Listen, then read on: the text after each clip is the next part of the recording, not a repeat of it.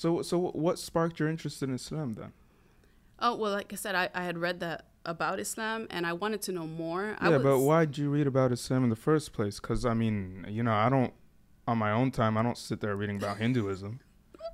I, I was, I don't know, maybe a nerdy child, but I enjoyed reading Greek mythology and I did too, and actually. Roman Yeah. mythology. So I was into just different religions, different cultures. And we went to a library that was like selling used books. And it just happened to be there. And I saw it was Malcolm X. And then I remembered the reference of the X's on the shirts and things like that. So I took it and I just read it. I loved reading ever since I was a kid. So put a book in front of me and I'll take it. So after I read that, then that kind of just sparked my interest more. Did I want did I want to go on a spiritual path? I think so. I mean, I grew up with spirituality. I grew up in Catholicism. I didn't really agree with it, even as a little girl. There was something about Catholicism that turned me off. I think it had to do a lot with the representations of Christ, like statues, pictures, and those things. They kind of creeped me out a little bit, to be honest, and no offense. But so I kind of stayed away from that. But it was back in high school where I reconnected with that by way of two people. One was my Muslim friend, but the other was actually a Christian friend whose father was a pastor. And when I got to know her, she lived close to me, and she said, "Why don't you come with me to church?" At first I didn't want to, because I told her I don't like church because I don't like all these pictures, images, and all these things. And she was like, "Well, we go to a non-denominational church. We don't have any images, statues, and all that. So just come, and we can hang out." So I went with her, and I started going to a non-denominational, church, just kind of like to socialize and to feel that sense of community. Well, how did you feel after you went to that church? I liked that we could socialize, and there were people that were our age, and I felt good going there. But there were things there that I didn't agree with either, because like I said, there were Like things what? in Catholicism that I didn't like. In this church, it was the same thing. There were other things that were a little strange, like speaking in tongues, and there was a lot of music. They would sing, and the way that Catholics worship and the way that Protestant Christians worship is very different. Catholicism is very, is very quiet. If there's songs, it's like hymns and very, calm, right?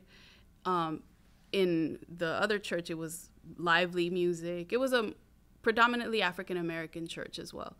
So there was a lot of music, a lot of entertainment, and this and that, and then the speaking in tongues, and that was something that I wasn't used to.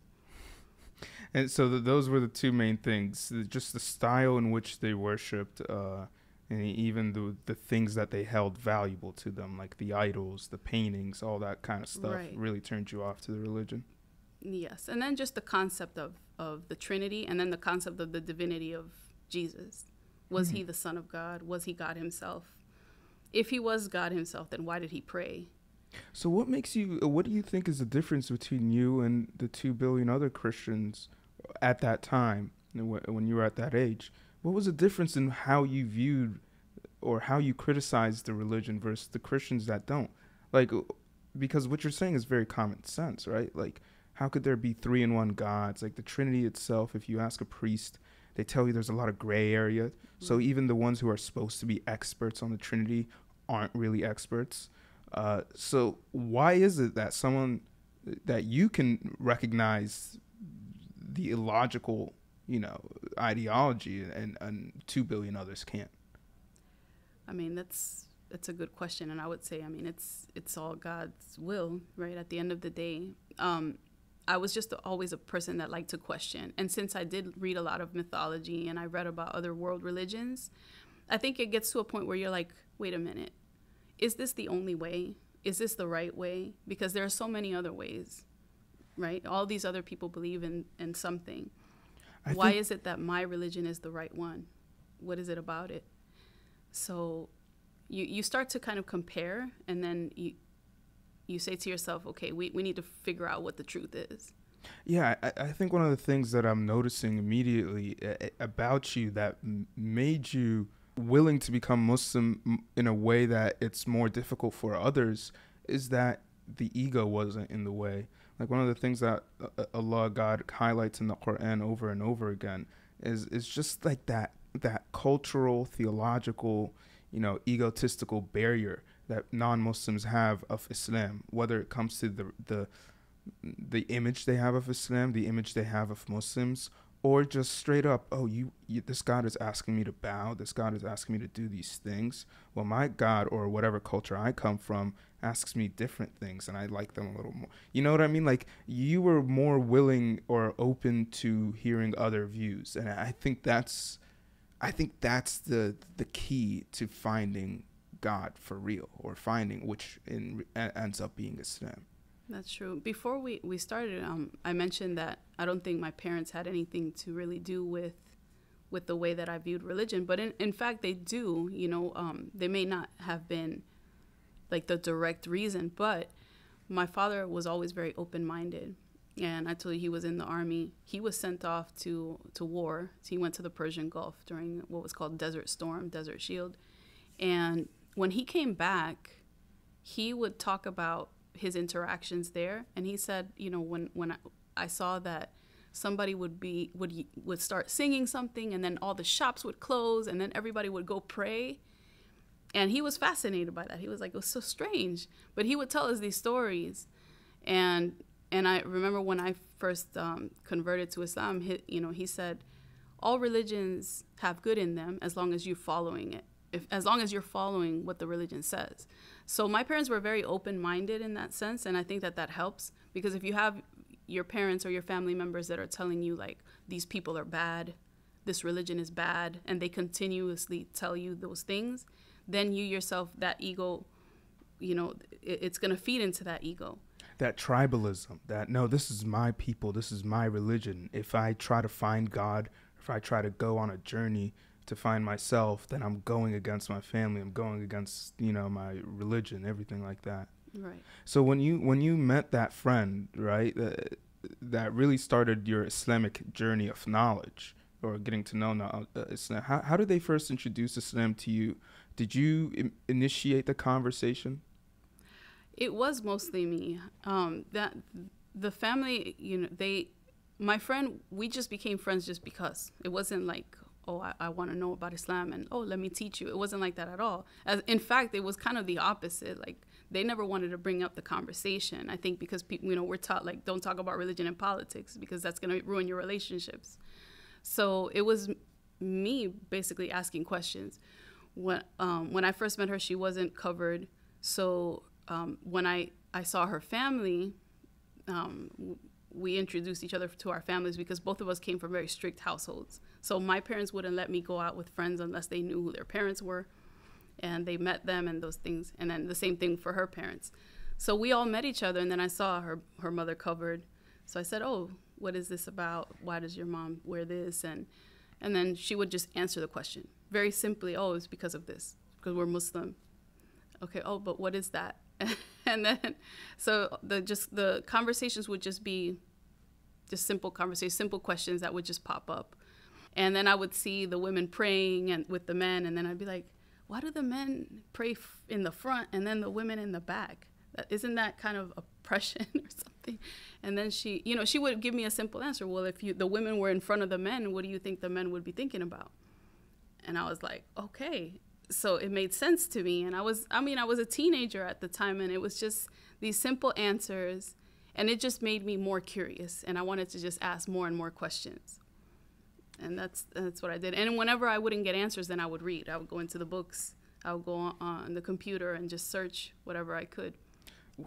See, that's what I think is so fascinating about people who convert to Islam. Is, okay, then what do you think that curiosity, like maybe the origin of that curiosity, what is it? And why is it lacking in majority of the world? Like, God, Allah subhanahu wa ta'ala, over and over in the Quran highlights the lack of using the mind that God gave you, the lack of thinking, understanding. And it all starts with curiosity. Curiosity has to be sparked.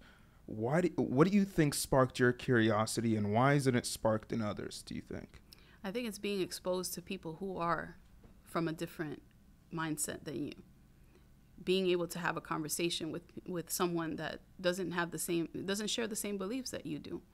That's one thing. And then we as human beings, we're kind of created to feed off of information. That's why a lot of studies have been done about the effects of the internet and social media on people and why people become addicted to it. It's because the information is literally there on your fingertips, and you just keep on feeding your brain with more and more and more information. So knowledge we thrive on it, believe it or not. But some of us, we're thriving on the wrong type of knowledge. We're just, feeding off of distractions and just entertainment, when the brain is also thirsty for learning about cultures, learning about religion, learning about just secular studies. We just, that's what we're built to do. I mean, from the cradle to the grave, we're always learning something. That's the beautiful thing about Islam too, is that you never learn everything there is to know, right? No matter how much you study, there's still more and more and more. And sometimes even, I've been Muslim for 21 years now, and I'll learn something that I thought I already knew, and actually no, it's this way. And I'm like, you mean to tell me I've been Muslim for 21 years and I've been doing this wrong? So, but that's the beauty of it. We're always continuously learning. Yeah, and it's to a point where even, the Prophet, peace be upon him, told us we'll never be able to completely understand the Quran. Not one of us, not all of us together. It's a book full of infinite amount of knowledge. And that is cool. And that's why, Islam doesn't have this idea of enlightenment. You're never enlightened. You're all constantly on the journey, the struggle for more and more enlightenment. But you're never going to reach that phase where you can now just be like, I am holy. On a mountaintop. Yeah, come ask me questions, like that kind of stuff. I love that concept in Islam, where no one is better than any other, and none of us even know where we stand with God. Ozzy always talks to me in a way where there's an impliance that I'm better than him Islamically.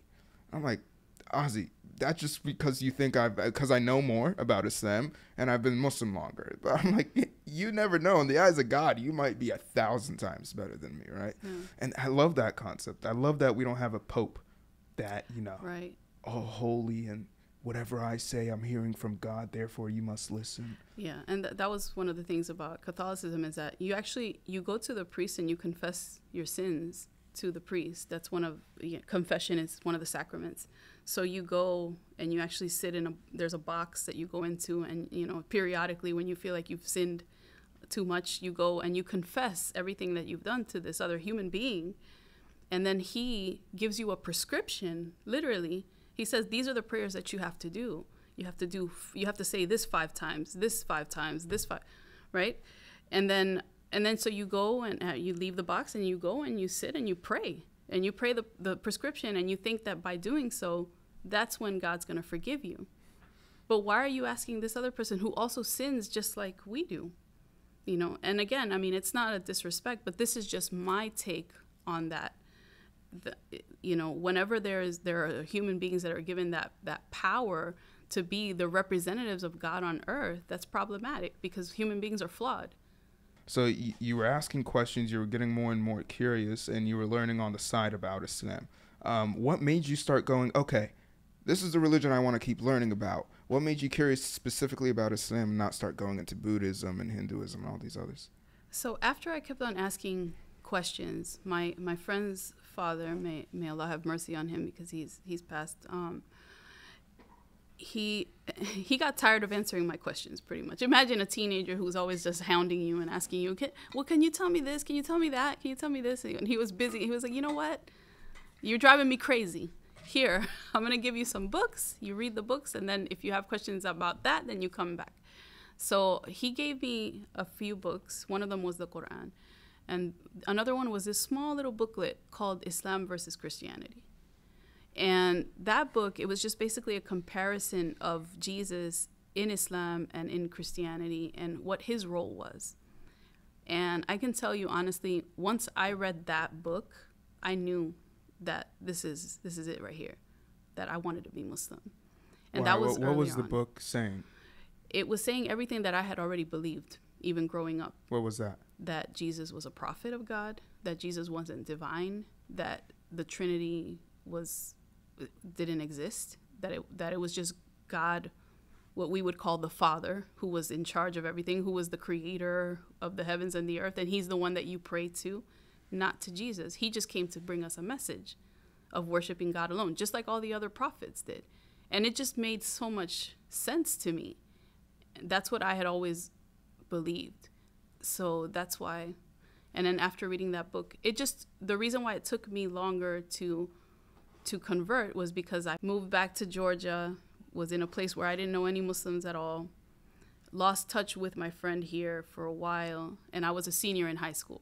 And then eventually found Muslims online because there weren't any Muslims that I knew of there. And then I found someone online and I told them, I want to convert. And at first they didn't take me seriously because they thought this was back during the age of AOL chat rooms. I'm old. So, and in those chat rooms, you would just, send a message to a random person and you'd say, you just say hello. And I just happened to see that this person had a Muslim name. And I said, I'm learning about Islam. And it happened to be a guy. So he thought that I was just trying to maybe hit on him or something. And then, so he was like, you're not serious. And I said, okay, all right, fine, and I said, ma salama to them. So he responded, where'd you learn that? I said, I told you I'm learning about Islam and I'm serious. So he said, give me your phone number. I'm going to call you right now. So this happened to be a brother who was a youth coordinator at the masjid in Atlanta, and it was 3 hours away from where I was living. He called me and he said, do you believe that God is one? And I said, yes. And he said, do you believe that Muhammad, peace be upon him, was a prophet of God? I said, yes. And he said, okay, repeat after me. And then he told me to repeat the Shahada, which is the declaration of faith for me to become a Muslim. And I literally did that over the phone with this stranger because I was already convinced, and he knew that I already knew. Eventually he came. He decided to drive over because he had family living close to where I was, and then so he brought me a prayer rug, hijab, and information and things, and he introduced me to some people that were living close to me, and he said, take care of her because she's learning, and that's how I became a Muslim. So you became Muslim straight off of logic, like it wasn't like there wasn't an emotional attachment to it or string attached. It was straight logic for you. Yep. Very cool. I've always hoped that would be my style if I converted to Islam. Very, very honorable, honestly, mashallah. Well, great to have you after 20 years. Congrats. Thank you. Hope to continue here. I'm like acting like you're employed. You're an employed Muslim now.